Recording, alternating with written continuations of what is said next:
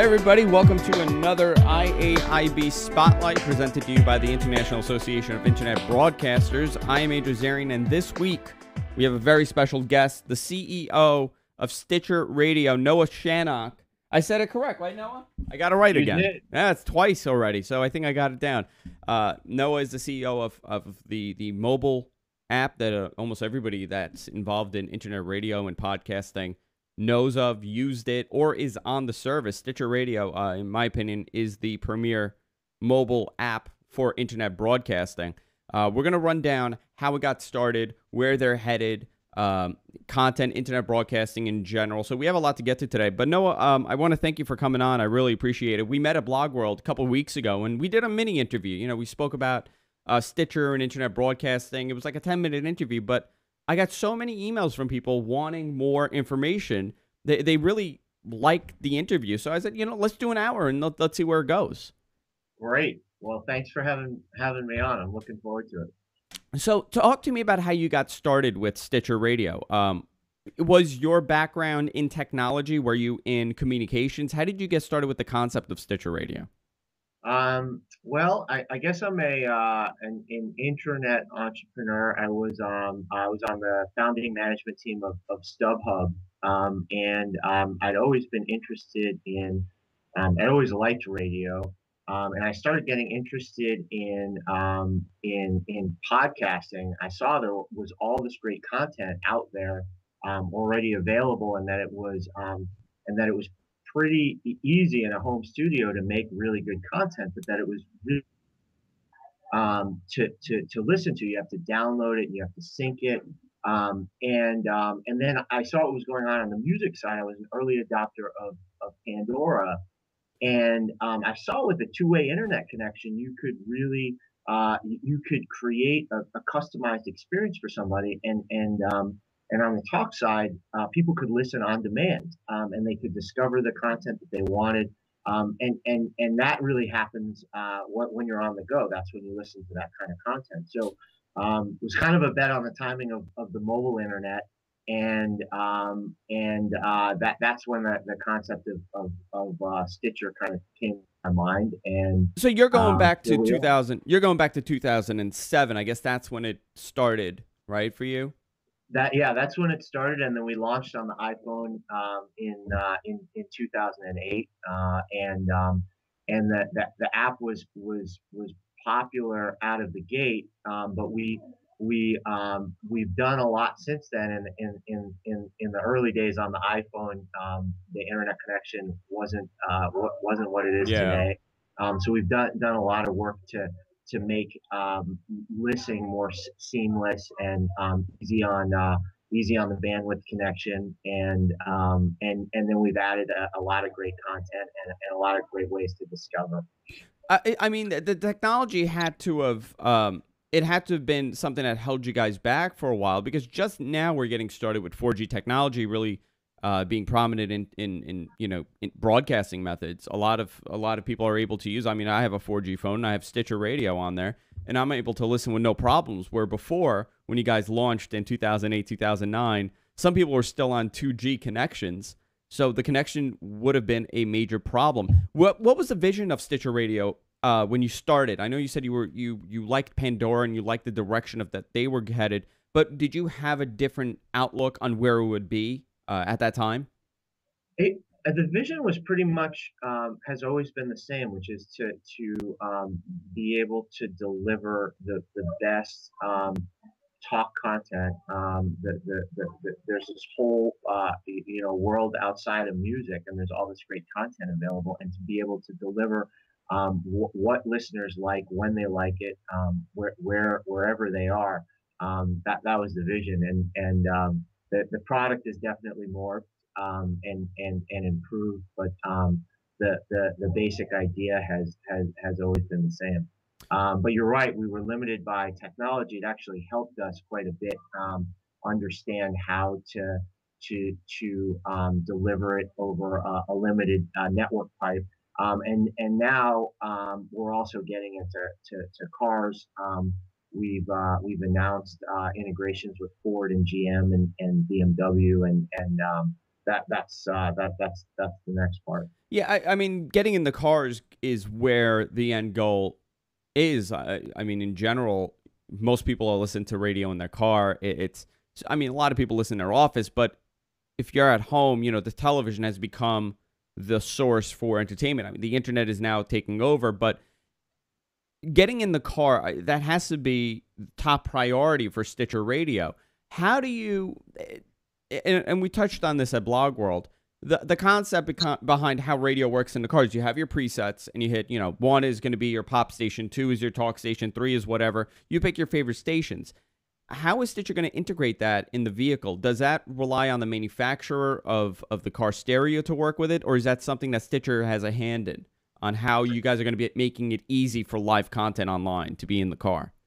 Yeah, so we have definitely have a hand in it. We're working hand in hand with the engineers at the different automotive companies, and it's a little bit different in each context. We want to integrate seamlessly into the radio.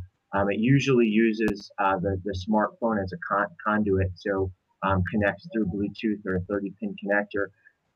And you mentioned the presets, Andrew. On the Ford integration, for instance, you can have presets of your on-demand shows, and or your favorite station, which is basically a playlist of your favorite shows. And then there's some voice commands that are coming as well. So you could literally say, you get into your Ford, you launch Stitcher, and you say play GFQ, and then the host of shows will just start playing. That's actually a great way. I think automation like that, voice activated automation, is going to be the future. You're not going to press buttons anymore. You're going to say, hey, I want to hear Rush Limbaugh, and Rush is going to come on. Now, a question that I've gotten a lot from our viewers from the past interview that we did, we kind of touched on discovery, content discovery on the service. Stitcher actually does a pretty solid job at being discovered. If you're an up-and-coming podcaster, you could be discovered on Stitcher, where other content sites, other internet radio companies really don't. There's no transparency with the content. You got to know what you're looking for. Do you guys look for? Actually, let me see how I can rephrase that. When you guys are presenting new content, is discovery, natural discovery on Stitcher, a focus for you guys, or are you kind of looking for people to bring their own content and their own following? It's a huge focus for us, and we do it in a number of different ways. We actually just released on Wednesday kind of our biggest leap forward, which is a smart station. And what a smart station is basically it takes all of your listening behavior, your thumbs up, your thumbs down, your skip shows, favorites, and it creates a station, a lineup of other shows that you might also like based on that. The first version of that, which we have in the app, is if you're listening to a show, much like Amazon will do, it will say people that like this show also like this, and we saw that was really popular. We're also publishing a list of top shows for the week, most shared shows for the week, and fastest movers in terms of popularity. And then there's also a social integration. We've done a social integration through Facebook, so you can see in the app what your friends are listening to and discover content that way. And there's a lot of great content out there, and as this industry evolves and emerges, there's only going to be more, and so discovery is really crucial. Yeah, it really is the Wild West currently. It's this a free-for-all almost as to how content is being discovered, and nobody really knows which way to go. We're all learning as we're doing it, as a broadcaster and as a content provider like Stitcher. We're always evolving with the time, because what I perceived this to be 3 years ago is totally different than what it is now. With 4G being implemented now, Ford makes it really easy. They actually give you a USB slot, and you pop a 4G USB card, and now your card is wired with internet broadcasting. I mean, they make it extremely easy. What have you noticed with traditional broadcasters? How are they embracing services like Stitcher? Is it a threat to them, or are they embracing this as another way to get their content out there? For the most part, they're embracing it. Obviously, it's a huge industry shift, and we are still in the Wild West, and on the internet side, kind of pioneering it. But to, the but broadcasters are great creators of content, and most of them are embracing it and understanding that they want to get it out there in all the ways possible, and also that people may want to start and be able to listen to more of the content if they can start it on their own schedule rather than on a broadcast schedule. So you touched on the smart stations.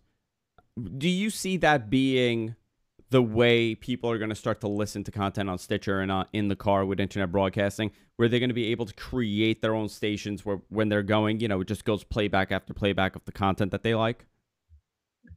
Absolutely. I mean, we see already that most people listen to their favorite stations. So basically, favorites that they've created. Sometimes they come in for a particular piece of content, and then they discover other content. Sometimes they come to Stitcher because they heard that we have a lot of content that's easy to use, and you can discover new content. Um, but that customized aspect is one of the huge advantages, obviously, of the internet, of the two-way connection. But also keeping things fresh, being able to find new content is a big part of it as well. So how does Stitcher find new content? I know people have to submit it. It's not this open door where anybody could add it. You have to submit it, and for the most part, you guys are pretty good to accept people unless it's extremely, insane content. But how do you discover new content? Are you guys always seeking to see, who's doing what and to bring them on if they're not already on? What are some methods that Stitcher uses? Yeah, we try to so we get a lot of requests for content from listeners. That's one way. I mean, I would imagine you guys get flooded every day with podcast after podcast being submitted. So yeah, so a lot of podcasts are submitted by the content producer. So that's great. As we've gotten ourselves out there and we're growing. That method on its own, and then listeners also uh, um, listeners also submit shows that they would like to see on Stitcher. And then for your question though, we also want to continue to be really proactive about finding finding the best content out there. So we're con we kind of we're constantly mining different podcast aggregators or in internet rate. We ear to the ground in terms of internet radio, and want to make sure that we're finding what content out there isn't finding us. Sure. One thing that I know for a fact is that you guys are very transparent with your customer base and your listenership and podcasters, where it's very easy to get a hold of somebody at Stitcher. That's something that a lot of other companies that are in this field really fail in, is that you really don't hear back from people. You don't know where your content is. You don't know how to get your content off, but you guys are very proactive at keeping communication open with the podcasters. Has that been something that you guys concentrate on, or is that something that just kind of happened where you guys are always replying back? Thank you, and it's something that from the beginning we saw is really important for us. The relationship, we would be nothing without great content, and so the relationship with podcasters, content producers, major broadcasters, everybody that's producing content that's on Stitcher is really important. It's definitely, as now we have upwards of 10,000 shows on Stitcher. It becomes more and more daunting, and we're trying to um, sometimes it's tough to keep up with. So we're trying to do better job with having frequently asked questions, etc. But it's really important for us. This is a new this is a industry where it really is the Wild West. And it's important that we walk kind of hand in hand and figure it out together. Yeah, because you guys have, I mean, on Stitcher, you guys have some huge names. You have Adam Carolla, you have Joe Rogan. But the fact that a up and coming podcaster could send an email through, have a question, and you guys will answer as if everybody's equal. That just shows the initiative behind Stitcher. It's not just the top 10 where they get all the attention. It's pretty much everybody. If you're on Stitcher and you have a question, you're going to get a reply back, and I think that really goes a long way when you're with a podcaster that's kind of promoting Stitcher. We're trying to get the word out there. It kind of relies on the backbone of everybody, not just 5 people or 10 people that bring in a lot of viewers. You want everybody from the top to the bottom promoting, hey, we're on Stitcher, go download the Stitcher app. That's right. I think that really brings it. Thank you very much for that. And we've got a great content team, and they work really hard to keep up with everybody's feedback, with all questions, and get back to folks in a timely manner. Because whether you have 10 listeners or or millions of listeners, every content creator should have a voice, and also we should be able to communicate effectively with them. So you guys have been I should say very successful on the mobile platform. Have you I'm at the website right now on Stitcher.com. Actually, I'll pull it up as we speak. I see the Stitcher list that you added. Are you guys changing focus also to be more on the desktop also, so anybody could go online and just listen to whatever content they want on Stitcher's website? Yeah, we are. We're gonna do a bit of a makeover. The desktop is I mean, you can listen to content there now, but there are definitely some features and functionality that we can add. Our premise in starting the company was that people really listen to talk content when they're on the go doing other things. Even if it's at home, it's rarely kind of where the computer is. It's when you're getting ready for work in the morning, or getting ready for bed at night, or cooking. And so the focus has not been so much on the computer, but we definitely need to give the website a bit of an overhaul. So we're going to do that. Yeah, I actually there were many times. I know you guys have changed it now, and you've made it somewhat easier to find content. I mean, now with this list, you kind of see, and it's actually really cool to see who's doing good, who's sharing their content. That's really, really interesting to see how that's working. But I think it's great that you guys are going to move on and kind of evolve the website as well. You've seen all the shows that come on. You've seen some really good ones. You've seen some really bad ones. As you know, to kind of address the International Association of Internet Broadcasters, we have a lot of up and coming podcasters on there, and we have some big names on there. Yeah. What mistakes have you seen that some people do with their podcasts? What have you seen that has been successful for some podcasts out there? Because there's different methods to gaining popularity, but there are a few things that we all could do to kind of improve our show. What would you say is the biggest mistake that some people make as far as their show goes?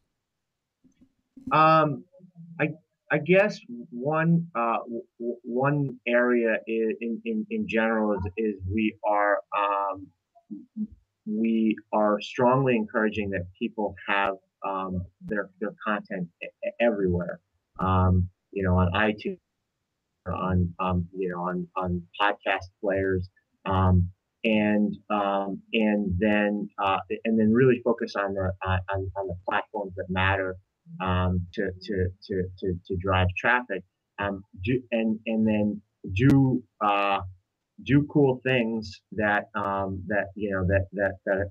help to gain traction, and then also focus on the content. I know you asked the opposite question, which is what are the mistakes that folks make. I think it's different in the case of different content. Everybody has a different style in terms of the content and in terms of their way of promoting it. But focusing on the content and focusing on the promotion of it is important. Everybody has a different style. No, I think that that's a very appropriate answer. Many people feel that putting their content on only one site is good because it drives everybody there. But the reality is, not everybody uses every service. You could be on iTunes, you could be on Zune, you could be on Stitcher. It's all delivering the same content, but they're all doing something a little different. They all have their tapped-in audience. I don't necessarily feel that being on Stitcher hurts my iTunes downloads. I think it's totally different entities. I think different people listen to Stitcher and different people listen on iTunes. I think there's plenty of room for everybody in this. Yeah, we hear it's incremental. That listening on Stitcher is definitely incremental and not deprecating to the iTunes rankings. And now we're now that we have the Stitcher list, we basically have our own ranking set, and we're finding that content partners are being discovered based on driving more listens to Stitcher. The more content that you have on Stitcher and the more listens there are to it, the more opportunity there is for it to get discovered. So it's important to be everywhere. It's also important in some contexts. Content producers want to have their own app, which is great and something that we encourage, and especially if it has other elements to it besides a podcast. Maybe it has pictures or something interactive with the content producers themselves. But what we find in many cases is that it's a frustrating experience because it's hard to make an app that's really popular and does really well. It's hard to make an app that performs really well. Sure. And so that's why we don't make content. We're completely focused on the platform and making great apps.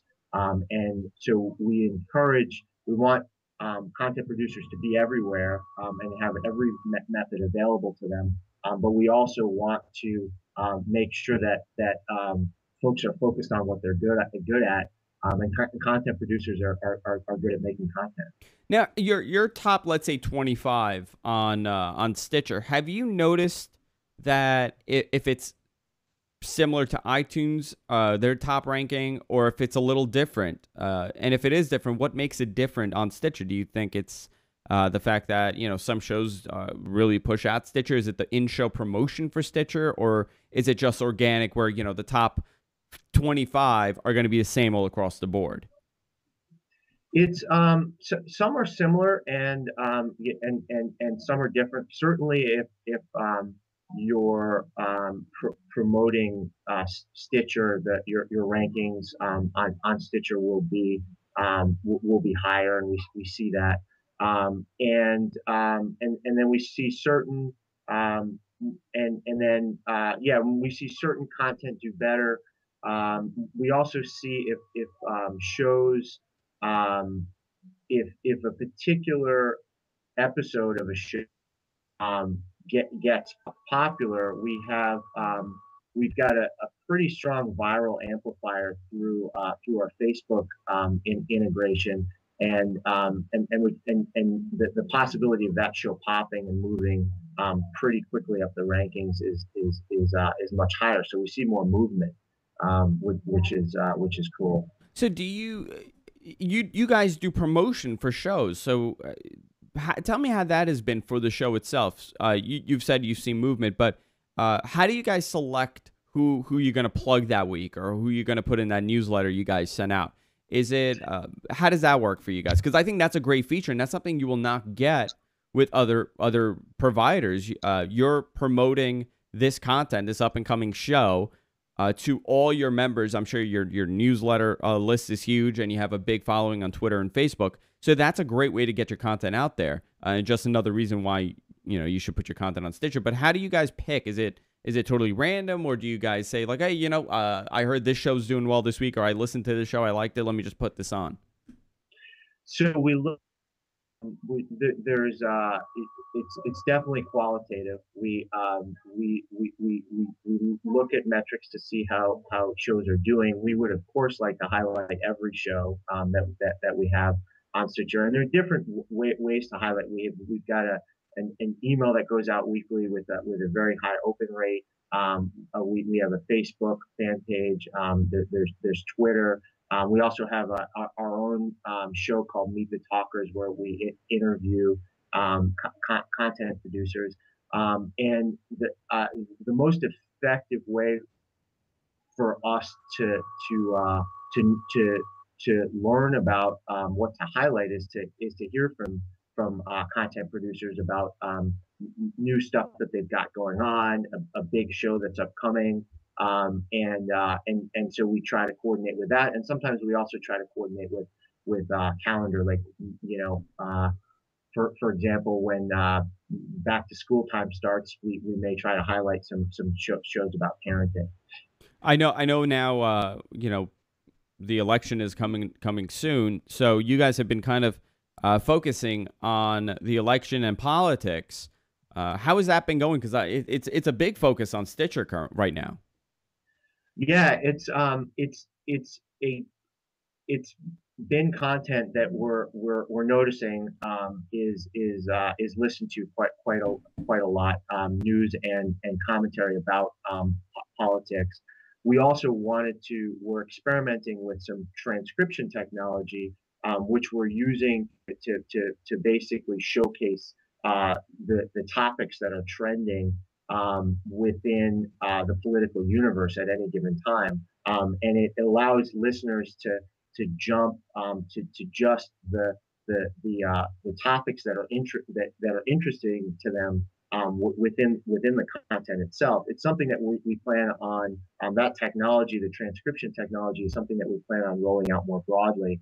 It obviously has huge implications for discovery, and the election center, and the what we're doing within the product around elections is a great jumping in place for us. I mean, that's a great feature that I've never heard of anybody else doing it. So theoretically, I'll let's say I'm talking about just talking about internet broadcasting, for example. I'm talking about internet broadcasting, and you're a podcaster. You could do the members select the keywords that they're interested in, or does it go based on the things that they've been liking already on Stitcher? It actually goes based on what words are. It's pretty groundbreaking because it goes based on what words are said in the content itself. And so in the case of elections, any content that we're transcribing that says says something about jobs or employment we'll be able to highlight that and drive listeners right to that content. And you can see that the broader context of that as it relates to discovery.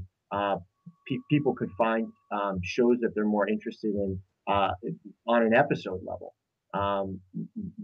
We are Stitcher knows that both of us, based on our listening, are very interested in internet broadcasters. We listen to shows about internet broadcasters, and based on that knowledge, there could be some shows that for a given episode are talking about internet broadcasters, and we could highlight those shows to us, you and I, in this context.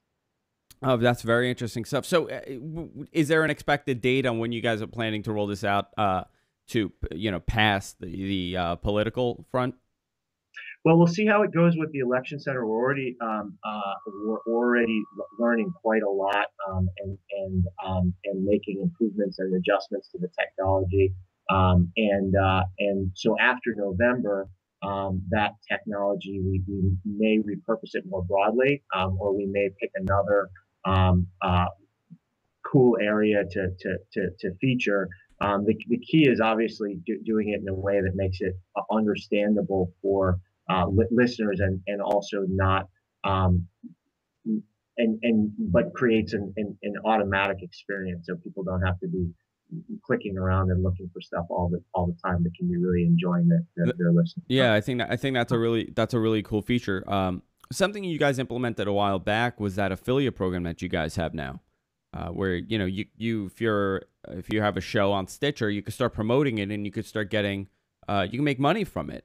How is that working out for you guys? How are you looking to evolve it anymore? Because I think that's a great way to give an incentive to the user base on Stitcher. Yeah, I'm I guess from a broad perspective, it's really important for us to work in partnership with content creators. We're really early, as we all know, we're in the sort of industry. There isn't a lot of revenue being generated, and so we're trying to come up with creative ways to provide incentives. Eventually, in a fair number of our partnerships, we have revenue sharing, but we're not yet focused primarily on that. And but when we do, it will probably we'll move from what we're doing with the affiliate program into more of a revenue into more of a revenue share. Yeah, I think it's really cool that you guys are, and it's a good testing ground to see how it does on this level, and you could work it from there. So let's talk about the next 5 years for Stitcher. I really think over the next 5 years, internet broadcasting is going to really change, and the momentum is really going to shift, where this will become the go-to area for broadcasting. If you're listening to a show, I don't think you're going to turn that knob and turn on the radio station. I think more and more people are going to go online and find the show that they like and listen to it that way. How is Stitcher planning on evolving with the times? I think the only thing is to benefit from it, because better internet connection comes with stable listening. So how are you guys evolving? What is the goal over the next 5 years for Stitcher, and how to grow it along with internet broadcasting? Yeah, I think that's right. I mean, we obviously we certainly believe that that's the basis. That was the basis for starting the company. Continuing to focus on that the world beyond music. So being the leader in news, talk, and sports on demand, and not moving away from that is really important. Continuing to be the best at that, and then continuing to improve on the platforms that we're on, where we're already popular. So iPhone and Android, and other smartphones. Adding new platforms. The car, integrating with the car is obviously crucial. Making it as easy to use as terrestrial radio, with all of the benefits of internet radio, is really crucial. And then finally, discovery is continues to be more important, and so improving this algorithm that we've been working on for quite some time, where we have tens of millions of hours of listening data going into it, continuing to improve that, and then of course continuing to add and build relationships with great producers of content. No, I think that's a huge thing and a huge step. The ease of use currently is it's gotten better over the last couple of years, but it's still not easy for the average user. That's true. And I find that's going to be the thing that kind of shifts everything. When the average user, the soccer mom, grandma, grandpa, the person that's not a techie is able to turn their radio on and have their option for Stitcher, and you have your stations there, that's when it's really going to shift. Have you seen any I guess, aggressive behavior coming from terrestrial radio. How are they accepting Stitcher? I would imagine they're not really happy about it. It's interesting on the music. It's obviously directly competitive, um, uh, but on the talk side, and we have partnerships with a number of large terrestrial radio companies. To the extent that they're creators of content, which is a big part of what they do, we're great partners for them. To the extent that they are uh, distributors of content using a broadcast connection, and don't want to evolve beyond that, then we can be seen competitively. But I think everybody sees the value of the internet, and what can be done there. So we've really been working in partnership with them, and we're not seeing that them view us competitively, as they do with folks on the music side. Yeah, we actually, as we're doing this broadcast at gfqlive.tv, and of course at iBroadcast, IIB Network, iBroadcastNetwork.org, because we have like 5 domains. I'm getting feedback from a lot of the viewers, and Mike Phillips, which is an IIB member, and he is from the radio business. He was there from the glory days to the kind of the collapse of radio, the beginning of the collapse of radio. And he says for some in terrestrial radio, Stitcher is the enemy, but in the future, you guys are going to be the lifeboat of radio. Yeah, and we haven't, we really haven't heard a lot kind of Stitcher is the enemy, and obviously, on the music side, that's the case. But broadcasters create great content, and we're another delivery mechanism for great content. Yeah. And so the partnerships that we've forged with broadcasters years ago, we still have today. So they're working well. I have to say, radio really dropped the ball, terrestrial radio, in the sense of supporting the local broadcaster and supporting the morning show and the afternoon show. Before there was a format. You would have the morning guy, the midday guy, the afternoon guy, and then the overnight guy.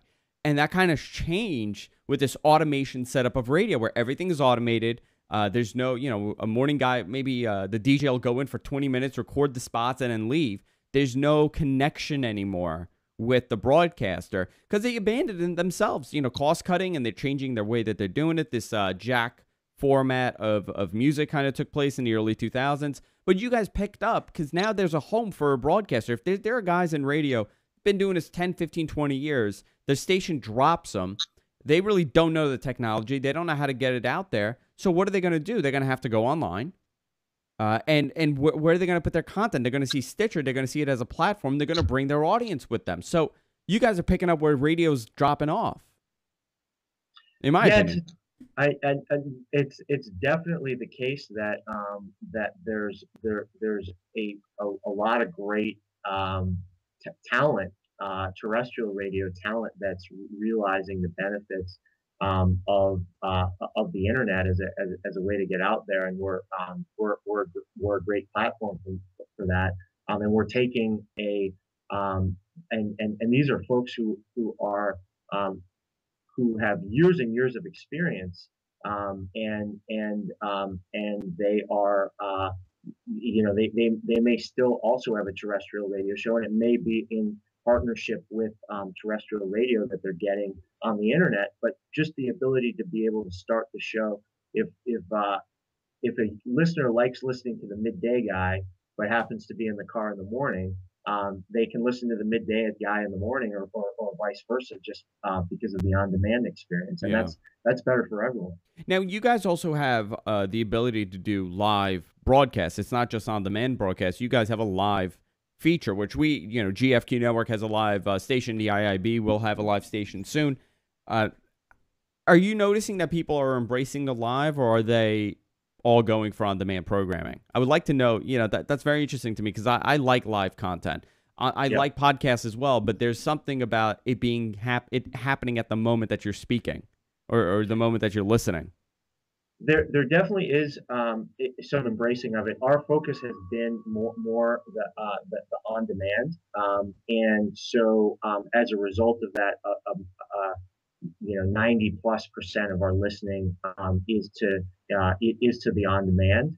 But there's definitely a place for live. People like to as you said, people like stuff that's where the action's currently happening. And so there'll continue to be a place for that. Yeah, because we were, with the smart station, you could kind of create your own station.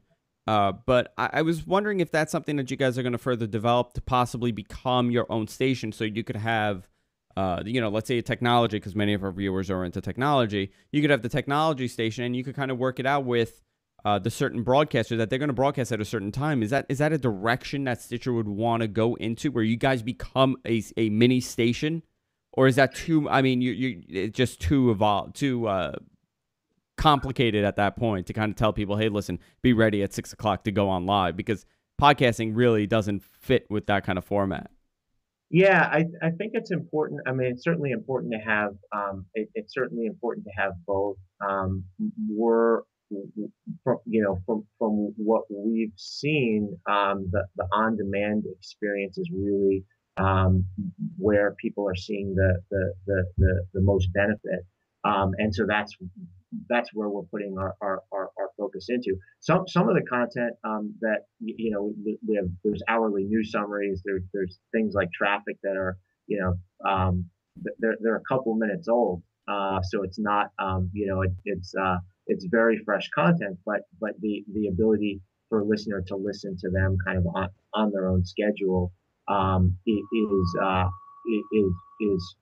very important. We see that shift taking place in television, and to on-demand TV and services like Hulu, etc.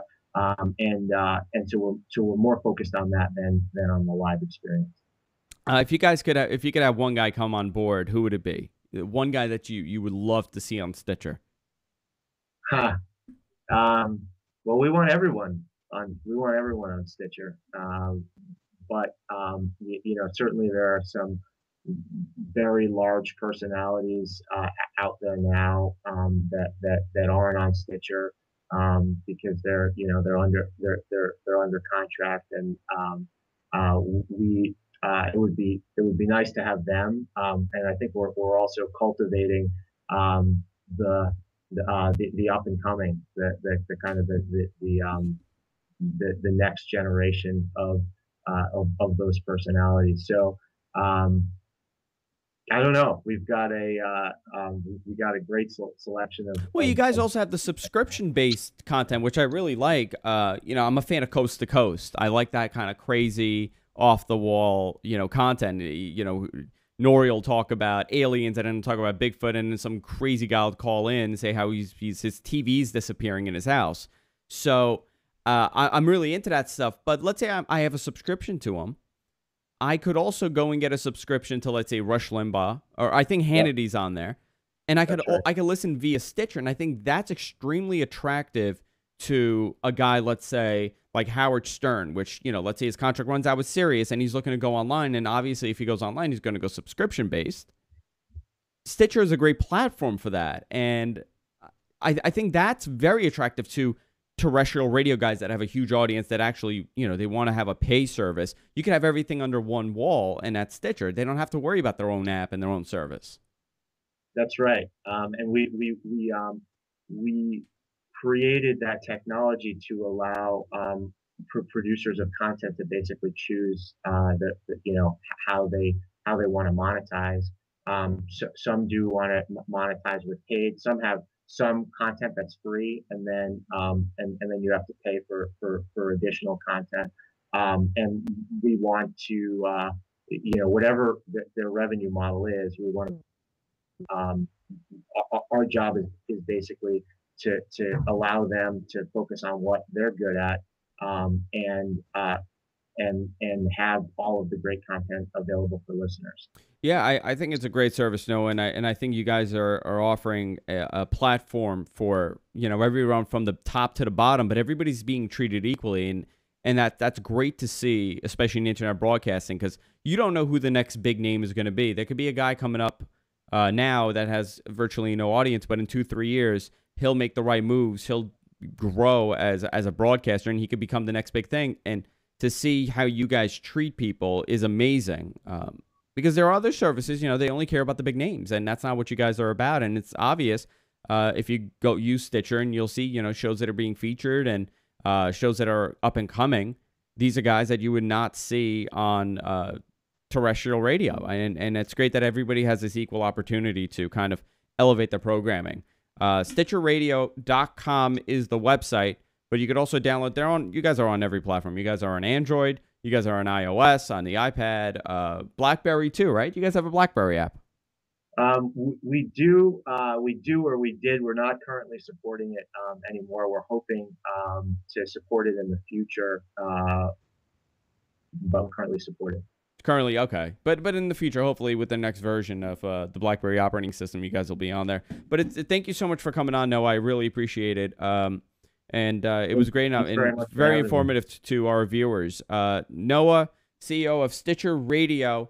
And of course, I want to remind everybody, if you miss any portion of this show, you could go to our website at ibroadcastnetwork.org and check out the broadcast. We have it posted within 24 hours, or you could go check it out on my network, the GFK Network, at gfknetwork.com. If you're an up-and-coming internet broadcaster, or you have been broadcasting for many years, check out the IAIB. It's the International Association of Internet Broadcasters. We have an amazing community over there.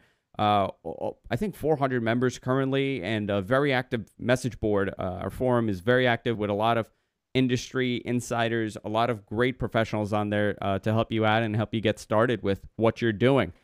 Stay tuned. We'll be back next week with another IAIB Spotlight. Until then, see you next time. Good night, everybody.